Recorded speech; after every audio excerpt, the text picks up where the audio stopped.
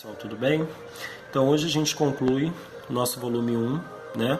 A gente vai encerrar dando uma olhadinha aí no capítulo 8, né? Nós temos dois conteúdos no capítulo 8, um conteúdo de redação e um de língua portuguesa. Vamos olhar de forma muito breve, até porque um conteúdo é muito simples e o outro já foi visto no ano passado mais de uma vez. Então, o de língua portuguesa a gente vai fazer, na verdade, uma revisão, tá? E o de redação, eu vou fazer alguns comentários aqui, a gente vai aprimorar isso, a gente vai dar uma aprofundada através, né, das atividades que eu proponho lá que eu vou propor para vocês lá no WhatsApp. Tá bom? Então, qual é o nosso conteúdo de hoje, para a gente encerrar esse volume 2? Ele está lá no capítulo 8, vou pedir para vocês colocarem na página 572 e 573. Documentário de divulgação científica. Foi? O que é um documentário de divulgação científica? Vocês devem lembrar que no ano passado, em redação, nós vimos o artigo científico. O artigo científico ele é um texto produzido por pessoas de uma determinada área, né, que é desenvolvido através de pesquisas e ele tem uma linguagem específica para um determinado público, certo?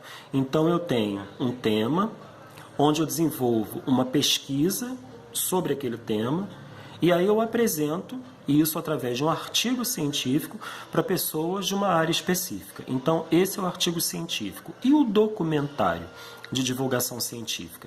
Ele já é diferente.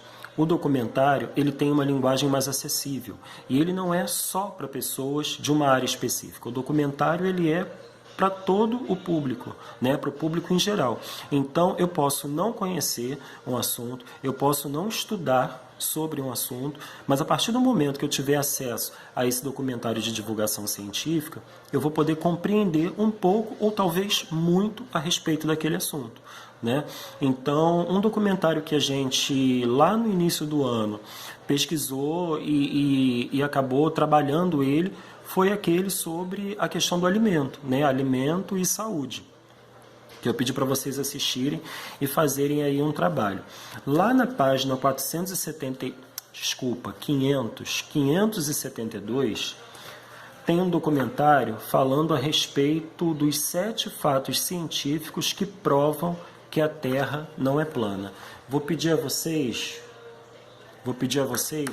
para darem uma olhadinha nesse texto. Não nesse momento, tá? Isso tudo vai ser direcionado, não nesse momento, mas a gente vai utilizar esse texto, tá bom?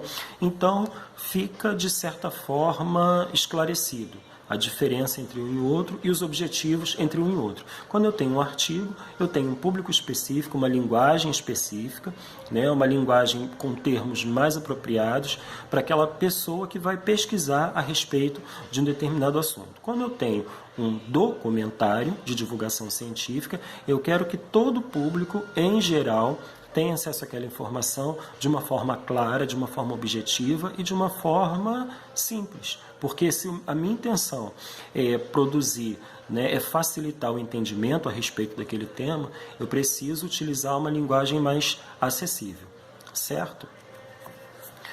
Agora eu vou pedir a vocês para colocarem lá na página 575. Foi?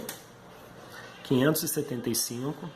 E aí nós temos, como eu disse a vocês, né, uma informação muito vista no ano passado, que é o uso dos porquês.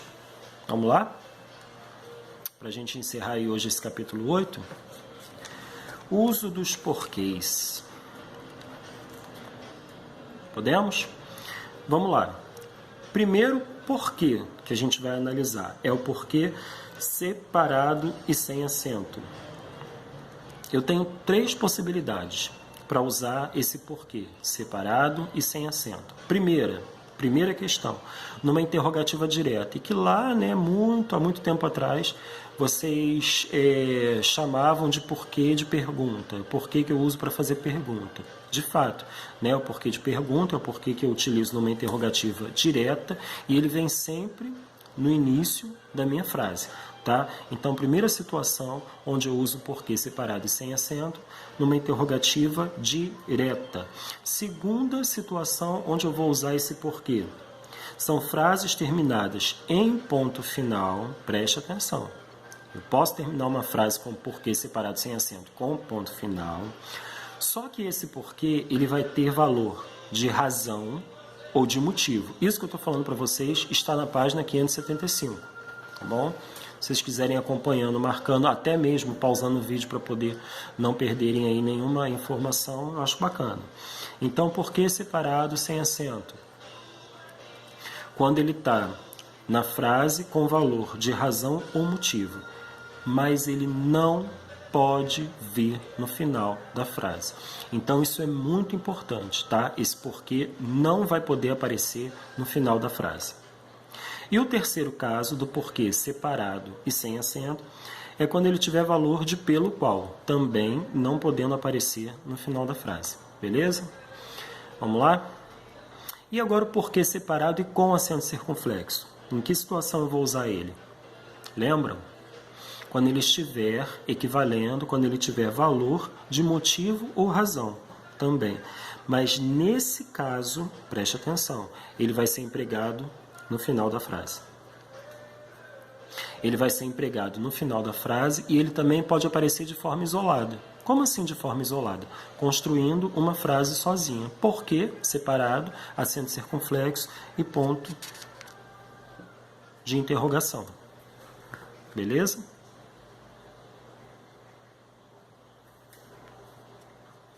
Podemos passar para o terceiro? Terceiro caso, porquê junto e sem acento. Esse daí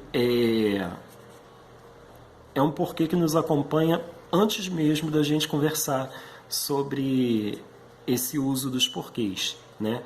Esse porquê tem valor de conjunção, né? E aí, quando a gente pensa, quando a gente pensa na conjunção, a gente pensa num conectivo. Então, esse porquê junto, sem acento, tem valor de conectivo. Ele vai indicar causa, motivo, né, justificativa, explicação. Lembra lá das conjunções coordenativas explicativas? Então, toda vez que eu puder trocar esse porquê pelo visto que, pois, já que, eu posso, né, eu sei que ali, melhor dizendo, eu sei que ali eu tenho um porquê com valor de conjunção. Então, porquê junto e sem acento tem valor de conjunção. E o último, para a gente encerrar, porque junto com acento circunflexo. Também tem valor de motivo, né? Mas aí é preciso prestar atenção num detalhe importantíssimo. Tá? Esse porquê junto e com acento ele vai sempre vir precedido de artigo. E quando eu tenho uma palavra precedida de artigo, eu tenho uma palavra, né, que dependendo ali da classe gramatical dela, ela vai ser substantivada. Então esse porquê ele vai assumir o valor de substantivo, né, significando motivo. Foi? Conseguiram acompanhar?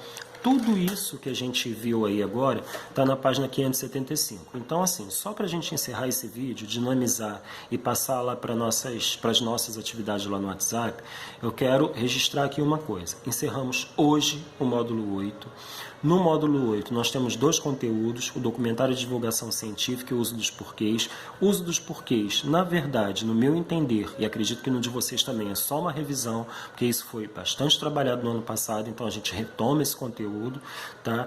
E o documentário de divulgação científica, que é um conteúdo novo, né? Até certo modo, até certo ponto, né? Porque a gente já começou o ano estudando documentário.